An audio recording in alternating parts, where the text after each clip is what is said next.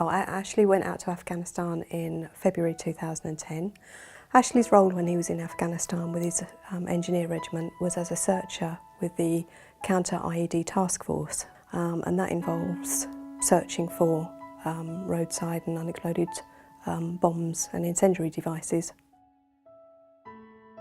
Well, when we got the knock on the door, we knew something had happened. They informed us that Ashley had been blown up by an IED. At the time, he'd lost both of his legs, a thumb, tips of 3 of his fingers. They'd also thought that he'd got a torn retina as well, shattered pelvis.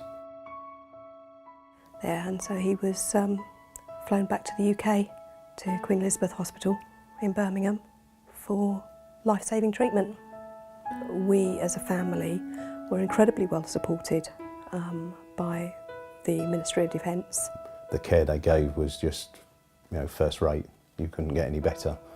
When Ashley was discharged from hospital, that's where the difficulties then started. As a double amputee coming home to an unadapted house was pretty daunting.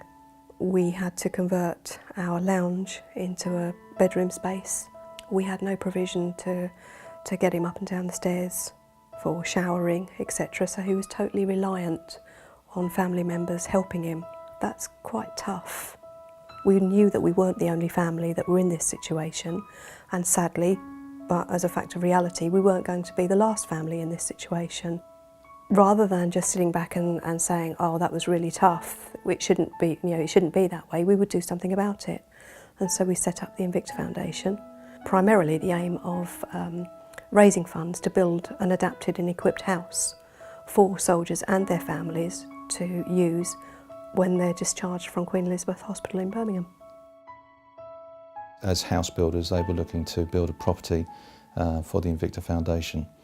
We've been operating in Colchester for many years now, up at the old barracks site, which is not far from the Melville Garrison, so there was another link there as well.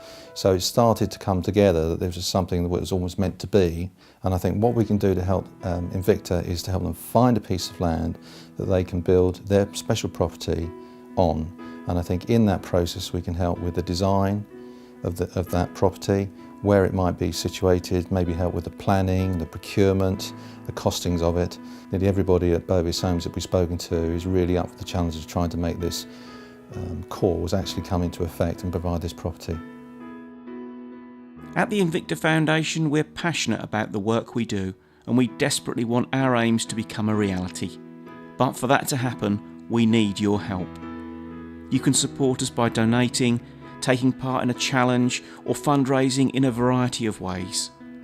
Every penny you can raise is a penny towards our aim of being able to support families of wounded service personnel upon their return home. Thank you. They've done so much for this country. It takes a special person to go to war, which is what they do, and I believe that once they get injured, they need to be looked after, and this country should look after them in all respects.